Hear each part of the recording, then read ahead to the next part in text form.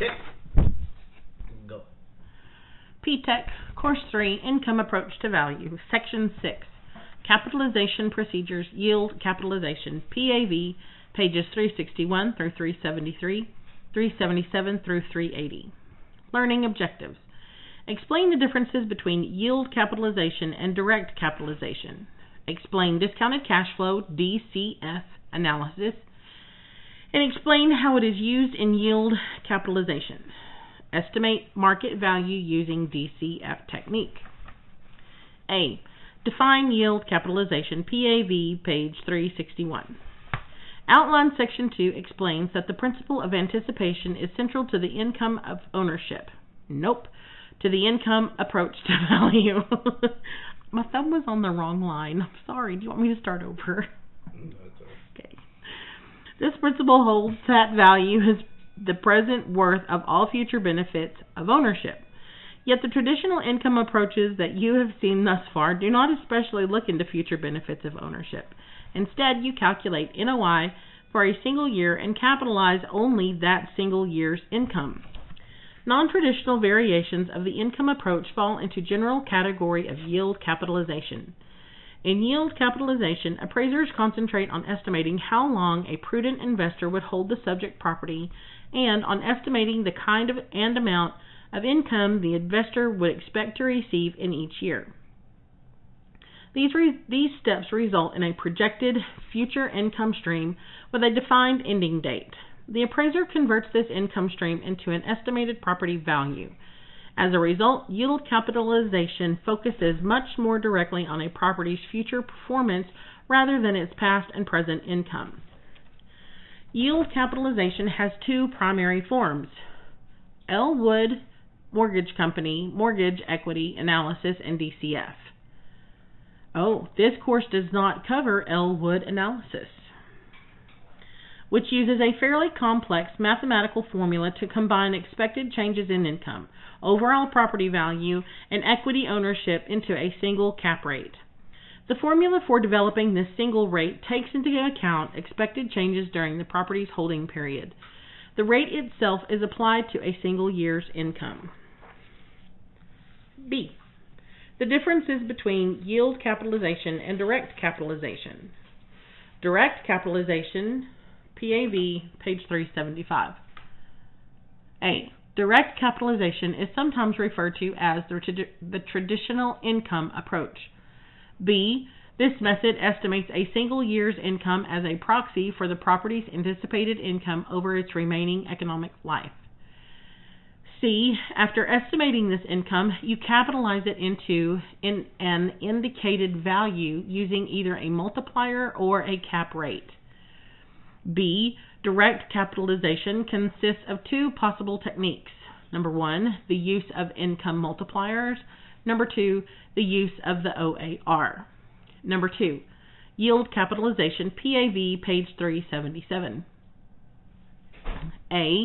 Yield capitalization is sometimes referred to as a non-traditional variation of the income approach. B. Appraisers must estimate how long a prudent investor would hold the subject property as an investment, the holding period. C. The amount of income an investor expects to receive each year of the holding period must be estimated. D. It requires the appraiser to estimate the projected NOI for each year of that holding period. E. The appraiser must then estimate the sale price the property will bring at the end of the holding period. And F. These steps result in a projected future income stream with a defined ending or reversion date. They have left page 70 blank. Okay. Count it a blessing. But to continue on with yield capitalization, G, all of these future cash flows are then discounted to determine the present value or present worth of these future cash flows.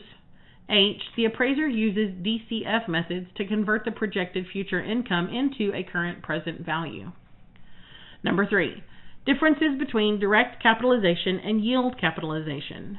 Direct capitalization uses 1 year's income. Yield capitalization accounts for anticipated income over a specified holding period. The primary distinction between direct and yield capitalization. A. Direct capitalization requires the appraiser to estimate NOI for 1 year. Yield capitalization requires the appraiser to estimate NOI for the number of years expected for the typical holding period for the investment. B. Direct capitalization does not require the appraiser to estimate what the property can be resold for at a future date. Yield capitalization requires the appraiser to specifically estimate what the property can be resold for at a future date and at the end of the holding period.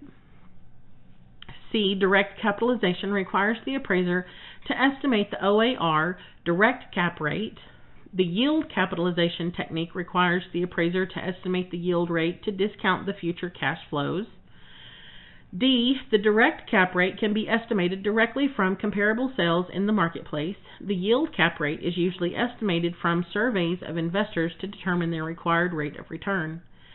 E. The direct cap rate accounts for depreciation by including a recapture component.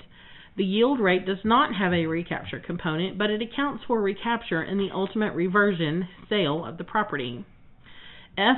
The direct cap rate requires the appraiser to make 2 determinations: the expected NOI of the property and the correct OAR. The yield capitalization method requires the appraiser to make numerous assumptions, including the following. Number 1. The expected rent for the next year. Number 2. The rate of growth in rental income over the holding period. Number 3. The operating expenses in the following year. Number 4. The rate of growth in operating expenses over the holding per? Probably the holding period. The holding period. And number 5. The expected sale price of the property at the end of the holding period. Number 6. The correct discount rate, yield cap rate, for that particular type of property. A yield rate differs from a cap rate in 3 major ways. PAV, pages 341 to 342. Number 1, the yield rate applies to a series of incomes and the cap rate applies to a single year's income. Number 2, the yield rate does not include a recapture component. Number 3, the yield rate addresses anticipated changes in property value and ownership composition, conversion of debt to equity over the holding period. Yield capitalization involves more sophisticated calculations than traditional capitalization. It requires more explicit appraisal judgments. Traditional capitalization is more concise and simpler than yield capitalization. These differences logically lead to the question why one would use yield capitalization. The answer is simple. Investors are using it. An income appraisal aims to determine the value of a property in the investment climate that exists at the time of the appraisal.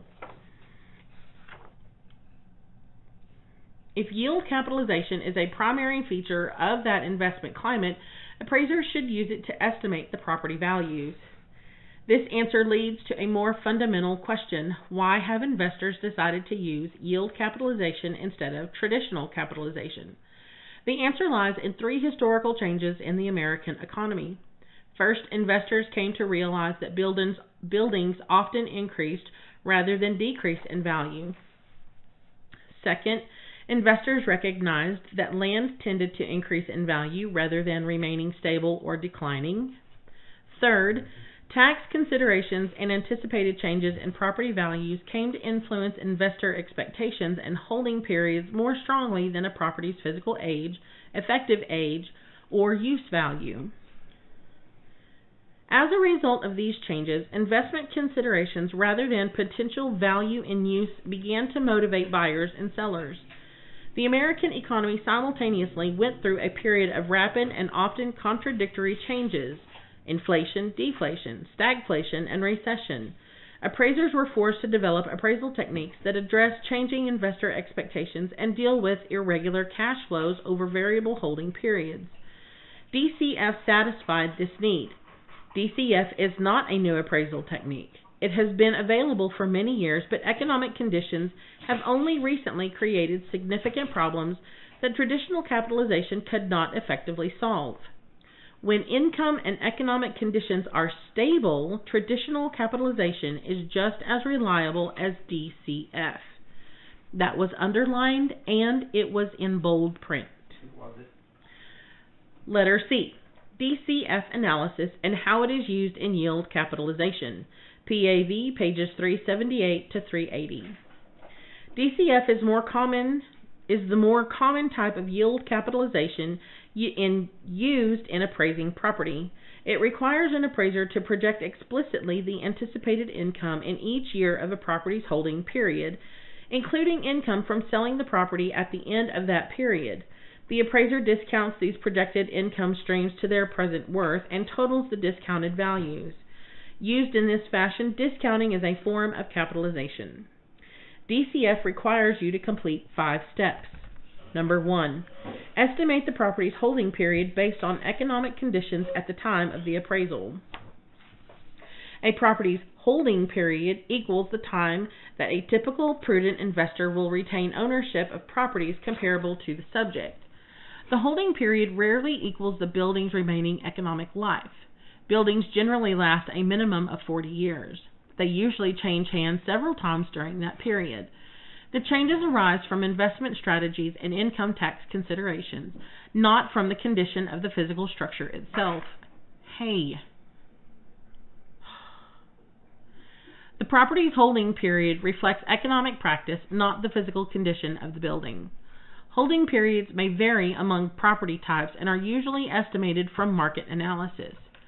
Sales of office buildings, for example, might indicate a holding period of 12 years, with sale at the beginning of year 13. If investors typically hold buildings until they are fully depreciated, the holding period will equal the subject's remaining economic life. Number 2. Estimate the amount of and kind of income the property will produce in each year of the holding period. The second step in DCF requires you to estimate the amount and kind of income the property owner will receive for each year of the holding period. You should estimate net income. That is, you should deduct V&C losses and other allowed expenses discussed in Outline Section 3. Since your aim is to account for income and performance over the holding period, income estimates, V&C rates, and expense ratios may change to reflect anticipated economic conditions. You must handle certain types of expenses differently in yield capitalization than in traditional capitalization because you are not trying to find a normalized annual income that stands in for an income stream over time. You generally subtract certain types of losses as they occur. Annual expenses are often higher for newer properties, reflecting startup costs, such as leasing commissions and build-out costs. Charged off in the first and second years, I read that wrong. Annual expenses are often higher for new properties, reflecting startup costs, such as leasing commissions and build-out costs, charged off in the first and second years. These expenses are typically allowed in DCF. There, that's better. In some markets, appraisers do not allow any reserve for replacement when estimating NOI for DCF. The reasoning is that DCF should reflect the actual expenses when they occur, rather than the cost equalized over the life of the item. This practice is especially common where holding periods are short and property components will not suffer much depreciation before the property is sold. You should disallow reserves for replacement if this practice prevails in your market. Otherwise, allow reserves for replacement just as you would in traditional expense analysis. Appraisers usually employ a computer spreadsheet program to develop income estimates for DCF. Market analysis enables them to develop income and expense models appropriate for the various types of properties in their appraisal district. These models can be adjusted for such factors as location and age. In a down market, the V&C rate for the first few years of the holding period may be high before it decreases and levels off. After the initial few years of operation, yearly changes in rental rates, V&C rates, and expenses are normally handled as percentage. The heck was that? The cat. Dumb cat. I lost my place. Is he hurt? No, he's fine. Are you sure? Yeah, because the lid's open. Oh, so did he jump in the food? No, he's on the edge. Well, could we? Yeah. Okay. I need you to show a little, thank you. I'm going to start over on this paragraph right here. In a down market, the V and C rate for the first few years of the holding period, now you're just messing with them. I'm going to start it over again. In a down market, the V and C rate for the first few years of the holding period may be high before it decreases and levels off.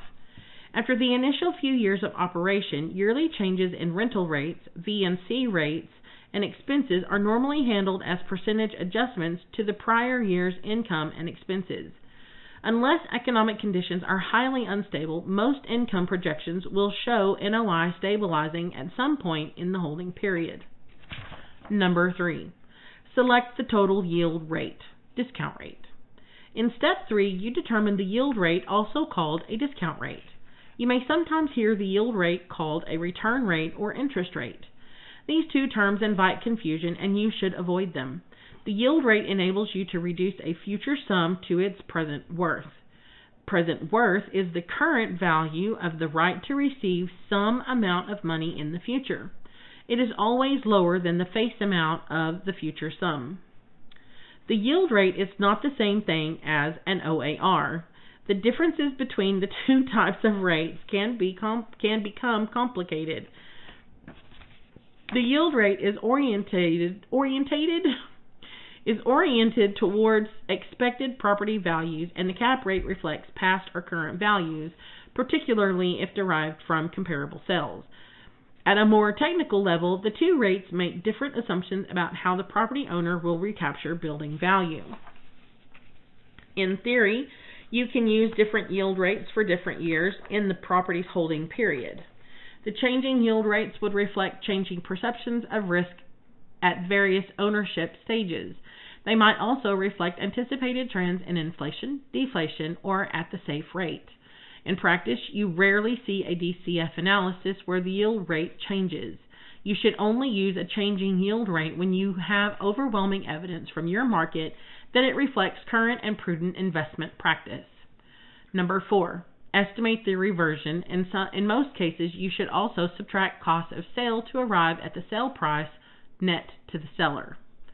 With DCF, you must always estimate the date the income stream will end. At that time, the owner will sell the remaining assets.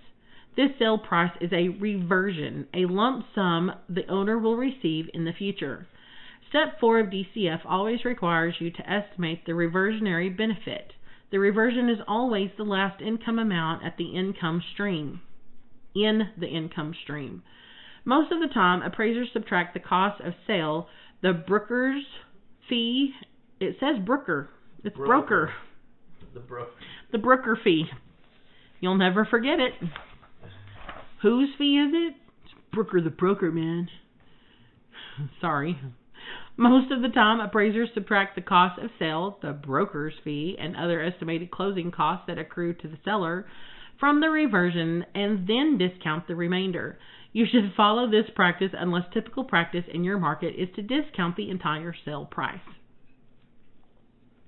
You may also sometimes hear the argument that appraisers should not subtract the cost of sale before discounting the reversion because sale costs are not subtracted from the comparable sale price in the market approach. This protest reflects confusion about the distinction between an income and market appraisal. The market approach focuses on the amount a buyer spends to acquire a property comparable to the subject. Looking at the buyer's expenditure, the appraiser derives an estimated value for the subject.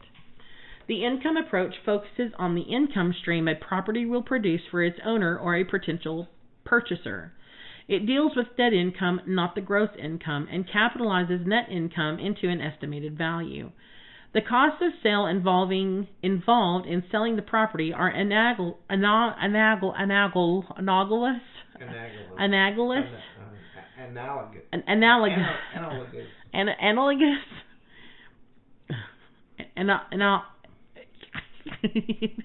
what is it?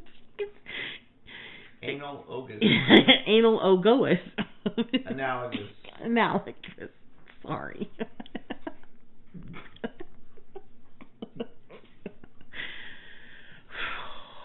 Okay. I'm sorry.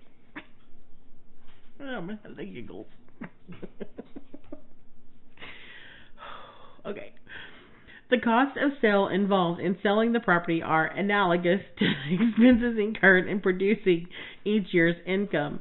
You do not capitalize expenses, therefore you do not capitalize the cost of sale. Instead, you subtract them from the reversion and then capitalize the remaining net to the seller by discounting it. Estimating the future sale price of a property obviously presents a major appraisal problem. In some cases, a lease contract will specify a sale date at the end of the lease term. If such a contract reflects an arm's length transaction entered into by a prudent buyer and seller, you can use the specified contract price as the reversion amount. In other cases, you have to develop an estimated value from other sources. Appraisers frequently estimate a future OAR and directly capitalize the last year's income into an estimated reversion. You should recognize that this OAR will not necessarily equal the yield rate. Cap rates and yield rates are not the same. DCF requires you to estimate the reversion even if the building has reached the end of its economic life and no longer has any contributory value. In this case, the land will have value and the property owner will recapture that land value through the sale. Number 5. Discount the cash flows for each year and their reversion. Total the results to arrive at the property's estimated market value. The final step in DCF requires you to discount each year's cash flow to its present worth and discount the reversion to its present worth. The total of the discounted sums is the property's estimated market value. In general, discounting requires you to convert the yield rate into a set of discount factors, a different discount factor for each year in which the property owner receives income. Multiplying a future value times the discount factor gives its present worth. The discounting process. Whether applied to NOI or the reversion, the discounting process requires you to convert yield rates into discount factors. Finding the discount factor requires you to use a compound interest table. You must select the interest table for the appropriate yield rate and compounding frequency. Most of the time, you will use annual compound interest tables. If prevailing practice in your area is to use monthly compounding, you should use tables reflecting it. The compound interest tables in the workbook appendix include a table for 12% compounded annually. The left column, in years, gives you the number of years in the holding period. With annual compounding, the number of compounding periods equal the number of years. With monthly compounding, there are 12 compounding periods per year. Multiplying the number of years times 12 gives you the number of compounding periods. For example, monthly compounding for 5 years means that interest is paid 60, which is 12 times 5. Outline Appendix C provides more in-depth discussion of compound interest. The first column, future worth of $1, tells you how much a deposit of $1 made at the beginning of the first compounding period will grow after the specified number of years at the specified interest and compounding. If you deposit $1 at 12% annual interest, it will grow to $93.05 rounded after 40 years. Whew. Multiplying the appropriate factor from this column times any amount will tell you how much that amount will grow. For example, $100 deposited for 40 years at 12% annual interest will grow to $9,305.10. 100 times 93.05097. The fourth column, present worth of $1, PW$1, is the reciprocal of column 1. The reciprocal of a number equals 1 divided by that number. PW1 tells you the current value of the right to receive $1 at the end of the holding period, assuming the specified rate and compounding. These numbers are discount factors. Multiplying a discount factor times an amount you will receive in the future tells you the present worth of that amount. If you know you will receive $10,000 in 25 years and the prevailing interest rate is 12% compounded annually, then right now that amount is worth $588.23. $10,000 times 0.058823. DCF uses factors from the fourth column. Once you have identified the yield rate and income for each year, you multiply each year's income times the discount factor for the year the owner receives it. In the third year, for example, if you use PW1 for 3 years, multiplying income for year 3 to the discount factor for year 3 equals the present worth of the income. When the interest rate is high and the holding period is long, the discount factor is lower. As a result, the difference between the future sum and its present worth is greater. You are appraising a property with a 5-year holding period. The chart below shows the income for each year. The yield rate is 12% annual compounding. The property owner receives the reversion at the beginning of year 6, which is essentially the same as the end of year 5. As a result, you discount it using a 5-year factor. Year number 1, income $45,000, yield rate 12%, discount factor 0.892857. Year 2, income $50,000, yield rate 12%, discount factor 0.797194. How are they coming up with the discount factor? From the table. Oh, okay. Year 3, income $50,000, yield rate 12%, discount factor 0.711780. Year 4, income $50,000, yield rate 12%, discount factor 0.635518. Year 5, income $48,000, yield rate 12%, discount factor 0.567427. REV, I'm going to assume, is reversion. $350,000, yield rate 12%, discount factor 0.567427. Note that the discount factor changes each year even though the yield rate remains stable. This result arises because the discount factor reflects both yield rate and time. The time changes when the yield rate remains the same. The reversion is discounted at the same rate as the income from year 5. DCF assumes that the property owner receives NOI at the end of the year. The sale takes place at the beginning of the first year after the holding period, which is the same as the end of the last year. Thus, the discount factor match for the final year's income and the reversion. You may sometimes see appraisers discount the reversion with the factor for the year after the holding period ends. In the example above, the factor for year 6, the technique is invalid. If the seller holds the property long enough to require a discount factor reflecting an additional year, then the seller receives operating income from the property for that year. Some software packages automatically discount the reversion using the factor for the year after the holding period. In these cases, you should either modify your software or add together the reversion and the final year's operating income, and then enter the total amount and the discount it with the factor for the last years of the holding period. Using the example above, this correction would produce the following chart. Year 1, income $45,000, yield rate 12%, discount factor 0.892857. Year 2, $50,000 income, yield rate 12%, discount factor 0.797194. Year 3, income $50,000, yield rate 12%, discount factor 0.711780. Year 4, $50,000, yield rate 12%, discount factor 0.635518. Year 5, which is total of operating income and reversion. Income is $398,000, yield rate 12%, discount factor 0.567427. Looks like all they did was they added the reversion in year 5 together from the previous chart.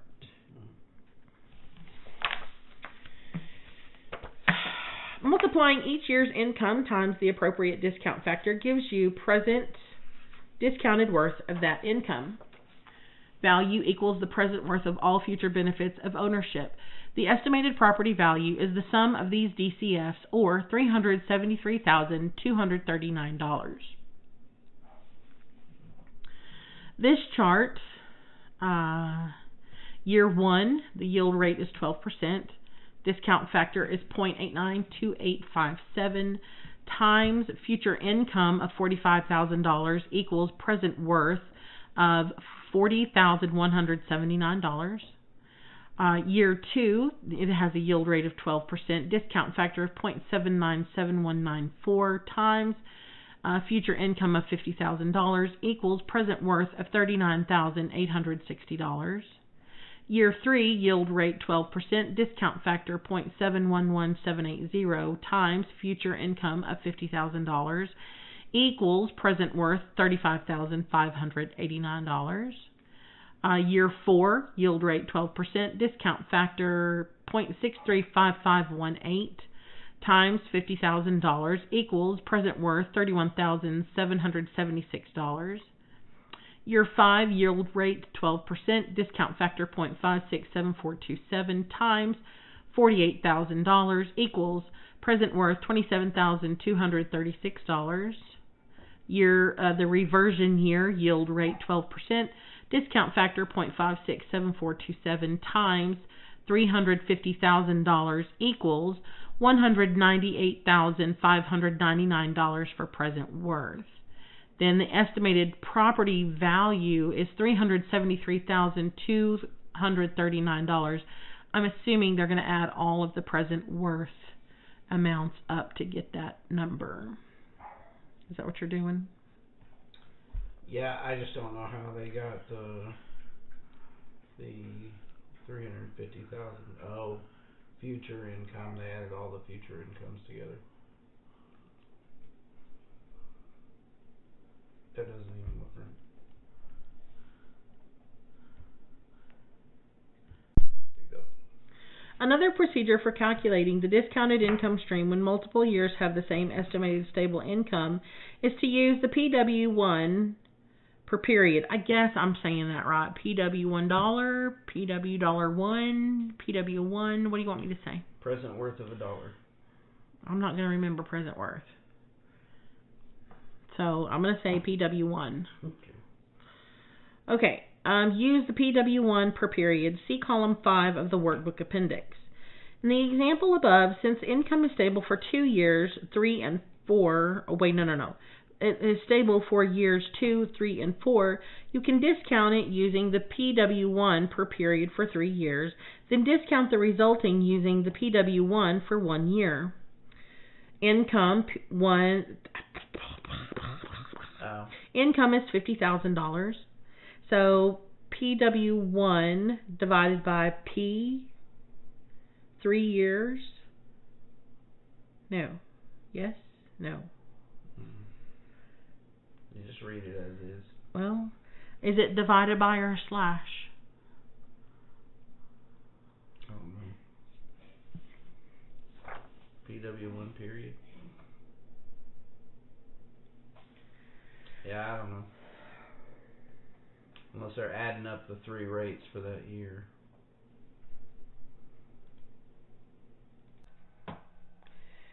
In the example above, since income is stable for 2 years, for years 2, 3, and 4, you can discount it using present worth of $1 per period for 3 years, then discount the result using the present worth $1 for 1 year. It sounds like 2 different columns to me.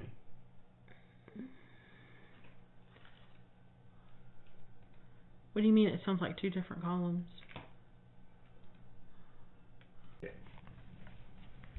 Okay, I'm going to start this over again.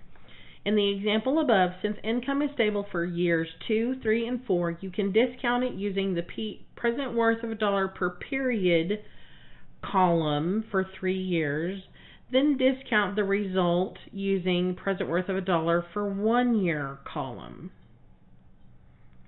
Income is $50,000. You discount that with the present worth of $1 period for 3 years. So you're multiplying $50,000 times. Yes, 50,000 times the 2.401831. And that gives you $120,092. Then you're going to discount that amount by the present worth of $1 for 1 year, which is 0.892857, and that gives you $107,225. then your discount factor for year 1 is equal to $40,179. Discount factor for years 2 through 4 is $107,225. Your discount factor for year 5 is $27,236. You're gonna add your discount for your reversion is $198,599. Your estimated value is $373,239. Okay. I pushed it. Either method of discounting will produce the same estimated property value. Harder. That one's harder. D. Estimate market value using the DCF technique, discounted cash flow analysis. Number 1, estimate the property's holding period based on economic conditions at the time of the appraisal. Number 2, estimate the amount and kind of income the property will produce in each year of the holding period. Number 3, select the total yield rate, discount rate. Number 4, estimate the reversion. In most cases, you should also subtract cost of sale to arrive at the sale price net to the seller. Discount the cash flow for each year and the reversion. Total the results to arrive at the property's estimated market value. Example of DCF. In the following example, the market value of an apartment complex is estimated. The owner expects to keep the property for 10 years, and a reversion is expected at the end of the holding period. The following is a list of irregular income stream NOI for each year of the holding period. Year 1, $66,450. Yeah, you don't have to read all of it. Oh, good. The next step is to estimate how much will revert to the owner at the end of the holding period when the property is sold. To do this, capitalize year 11's NOI by direct capitalization using an OAR of 13% and a transaction brokerage fee of 4%. So your direct capitalization formula is V, the property, is equal to I, NOI, divided by R, overall. 11th year income, NOI, is equal to $68,200. OAR is equal to 13%. Your property value then is $68,200 divided by 0.13 equals $524,615. Is that the reversion amount? Yeah. Okay. Estimated sale price $524,615, less the transaction fee of $20,985, and you get that by $524,615 times 4%. Where'd I get 14 from? I'll text you. Okay. This reversion of the remaining land and improvement value at the end of the holding period, year 11, is considered as additional income during year 11. DCF generates a value estimate based on the present value, the total income stream to the owner, including the reversion. The present value is calculated using a reversion factor for each year's income. The reversion factor is a discount factor or present worth of $1 at the interest rate equal to the equity yield rate. DCF, year 1. Oh, this is... Yeah, you don't have to read that. Okay, well... They're showing what... They're showing... Well, I don't know where they're getting the reversion factor.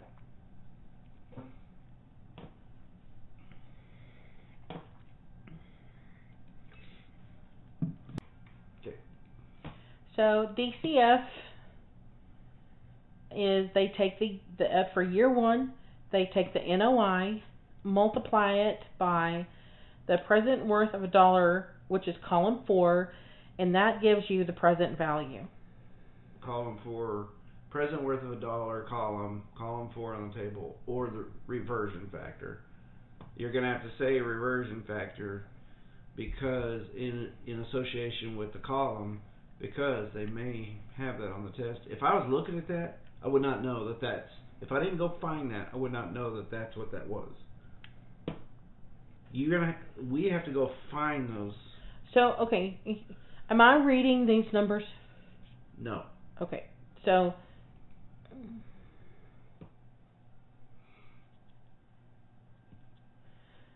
there are some clues on here that's going to tell you that this is the present value of a dollar at 13%. There's a little asterisk up there next to reversion factor. That asterisk says present value of a dollar at 13%. Standard compound interest table, annual compounding. You ready? Okay. In DCF analysis, annual income, equity yield rate, holding period, and amount of reversion vary, but the discounting procedure remains the same in all cases. Example. An example can more clearly show how DCF works.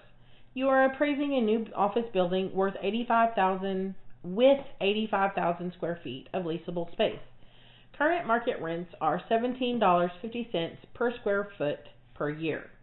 To get these rates, property owners typically offer 6 months free on a 3-year lease. The V&C rate for year 1 is 40%. Secondary income equals 2.5% of EGR. Total expenses for the first year equal $400,000. This amount includes a number of startup costs that will not recur in later years. You analyzed your market and determined that 5 years, sale in year 6, is the appropriate holding period. Economic conditions currently are poor, but you anticipate that they will improve. Free rent promotions should end after the first year. The V&C rate will drop to 25% the second year and 10% by the third year. In years 4 and 5, V&C rates will remain stable, but rents will increase by 3% per year. For years 2 and 3, expenses will equal 40% of EGR, not EGI. In year 4, expenses will stabilize at 32% of EGR. The appropriate yield rate is 12%. To estimate the reversionary value, you capitalize the NOI for 6 years using an OAR of 15% and subtract 3% of the cost of the sale. You estimate that year 6 in NOI will equal year 5. Your first problem is to estimate NOI for each year. Since the owner only receives 6 months rent per square foot in 1 year, you must reduce the posted rent of $17.50 by 50%. 6 months divided by 12 months.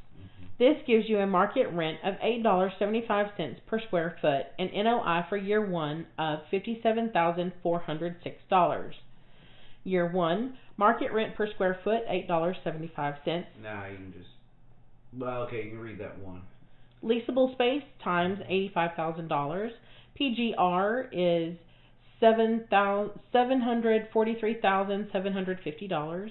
V&C loss, 40% times your PGR, so that's less, $297,500.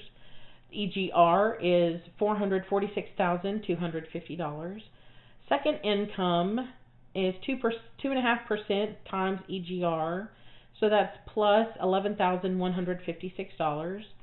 EGI is $457,406, less year 1 expenses of $400,000. NOI is $57,406. In year 2, no rent giveaways are required. As a result, PGI goes up significantly. The V&C rate declines to 25%, and the expenses equal 40% of EGR. EGI and NOI are much higher. Year 2, market rent per square foot, $17.50. Leasable space times $85,000. PGR is $1,487,500. V&C loss, 25% times PGR. The V&C loss is 25% times PGR, which is $371,875, and you subtract that from the PGR, giving the EGR of $1,115,625. Your second income is 2.5% of EGR, so that is plus $27,891, giving an EGI of $1,143,516. Expenses is 40% of EGR, so that's less $446,250, giving an NOI of $697,266. Okay, on these. Okay, go ahead. You can just read the text, you don't have to read each year. What do you mean, just read the text and not read the year? There's a paragraph up above it, says in year 3. Oh, okay. So don't worry about the numbers, is what you're saying. Not too much, I don't think so. Okay. In year 3, the VNC rate stabilizes at 10%. Rents increase by 3% in years 4 and 5. In year 3, expense equals 40% of EGR, but they fall to 32% and stabilize in years 4 and 5. As a result, NOI goes up each year. Year 6 income should equal years 5. Year 5s.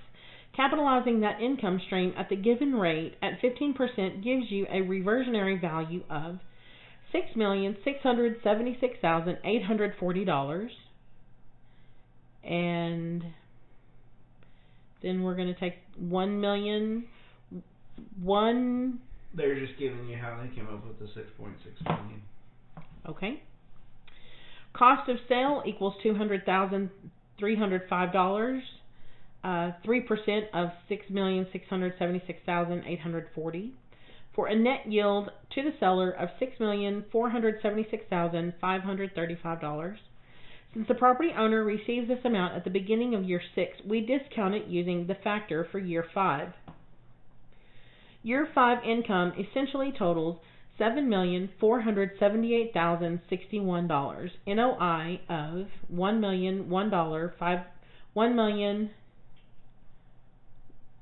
$1,526 plus the reversion of $6,476,535. To discount each year's income stream to its present worth, you must use the compound interest table for the yield rate. In this case, the yield rate is 12% annually.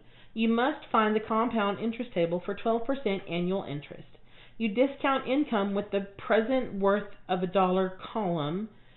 Following the chart shows the appropriate income stream, discount factor, and present worth of each year. The estimated value is the sum of the discounted incomes, or $6,063,905. Tell me about it. So I'm not going to worry about those numbers. No. Hey, that's ugly. I might rather read about functional obsolescence than this. Part E, developing a yield rate. Thus far, this outline has provided very little information about how to select yield rates. In essence, the selection process boils down to one simple rule: base yields rates on prevailing market practice. Outline Appendix D lists some sources of the market information you may find helpful. Interviewing buyers, sellers, lenders, fee appraisers, and real estate agents should enable you to find further information about the yield rates that market participants are using in their own DCF appraisals. You should use those rates in yours. Remember that a property's yield rate is applied to anticipated benefits. It is based on expectations about future market developments. Although you can use a property sale price and past income production to calculate the actual yield rate that prevailed over the property's holding period, that actual yield rate would not necessarily apply to the present market. In your appraisals, you should employ a yield rate based on present expectations about future benefits, not one based on past economic conditions. In practice, market participants may derive yield rates in a number of different ways. In some cases, they may develop a cap rate using one of the techniques discussed in Outline Section 4 and use cap rate as the yield rate. If this practice prevails in your market, you should use it.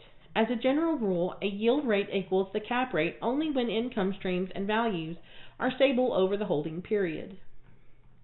Provisions for recapture form a significant distinction between traditional capitalization and DCF. Traditional capitalization accounts for recapture through the income stream. A traditional cap rate includes a recapture provision. Yield capitalization accounts for recapture through the reversion. A yield rate does not include a provision for recapture. If value is stable over a property's holding period, wasting assets do not lose value. The owner does not have to recapture wasting assets through NOI. As a result, the property's entire income stream is return income, and the yield rate equals the cap rate. So, safe rate plus non-liquidity No, what are those? components of OAR, I'm sorry. So components of OAR is safe rate plus non-liquidity plus risk rate plus management rate equals a discount rate plus a weighted recapture equals OAR. A yield rate contains no component for property recapture. Instead, it reflects only the return on, the yield on, the investment. Unlike the return component of an OAR, the yield rate is keyed to the length of the holding period. That is, a property's yield rate is its return rate adjusted to reflect anticipated value changes over the holding period. These value changes include debt amortization, which converts the mortgage component of property ownership into equity, and anticipated appreciation or depreciation in property values. Thus, you can conceive of a yield rate as containing 5 components. A base rate made of the debt and equity returns and adjustments for debt amortization and the impact of anticipated changes in property value. Components of a yield rate. Base rate is return on debt, return on equity, and adjustments, conversion to debt to equity, anticipated change times debt return, and anticipated change times equity return. To summarize, a yield rate differs from a cap rate in 3 major ways. Number 1, the yield rate applies to a series of incomes and the cap rate applies to a single year's income. Number 2, the yield rate does not include a recapture component. Number 3, the yield rate addresses anticipated changes in property value and ownership composition, conversion of debt to equity over the holding period. When a property's income stream is stable over its holding period and a single yield rate is appropriate for the entire time, certain conclusions about the relationship between the yield rate and the OAR always hold true. If the property's value declines over the holding period, the yield rate is less than the cap rate. If values increase, the yield rate exceeds the cap rate. When NOI is stabilized, if values go up, then yield rates exceed cap rates. When NOI is stabilized, if values remain stable, yield rates equal cap rates. When NOI is stabilized, if values go down, then yield rates are less than cap rates. Regardless of any variations in expected income, a high yield rate always produces a lower present worth than a low yield rate. For example, a property owner anticipates NOI of $50,000 for each year for a 5-year holding period. The reversionary value is $500,000. The following chart shows that increasing the yield rate reduces the present value, the market value of the property.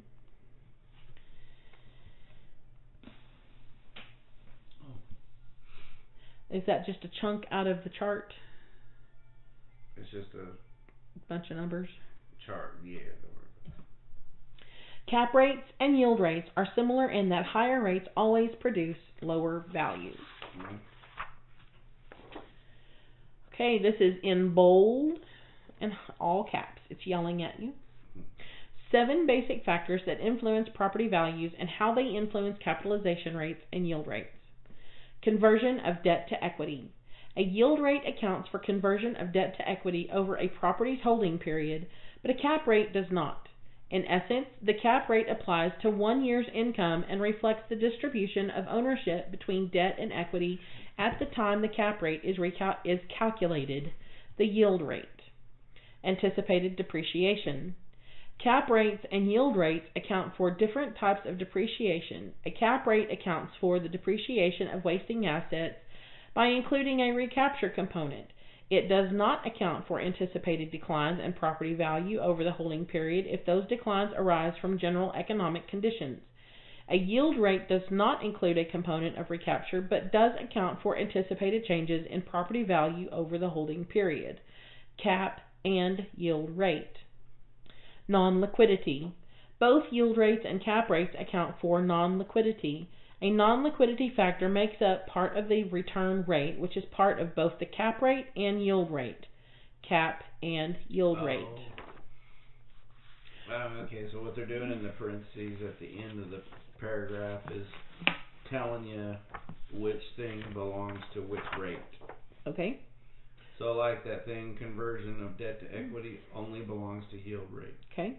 Anticipated depreciation, cap and yield rate. That's Okay. what they're doing here. Okay. I forgot. I remember that now. Risk. Risk makes up part of the return rate. Return rates are part of both yield rates and cap rates. Cap and yield rate. Length of the holding period.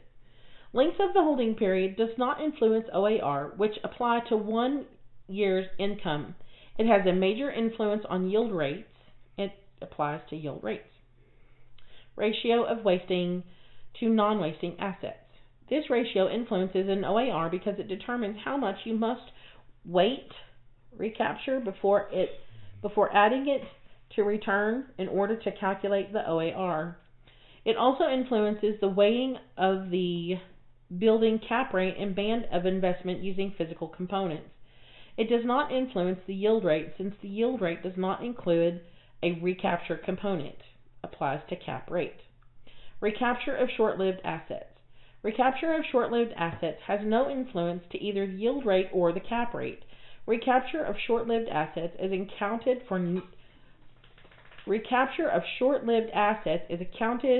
for through expenses analysis, generally under reserves for replacement.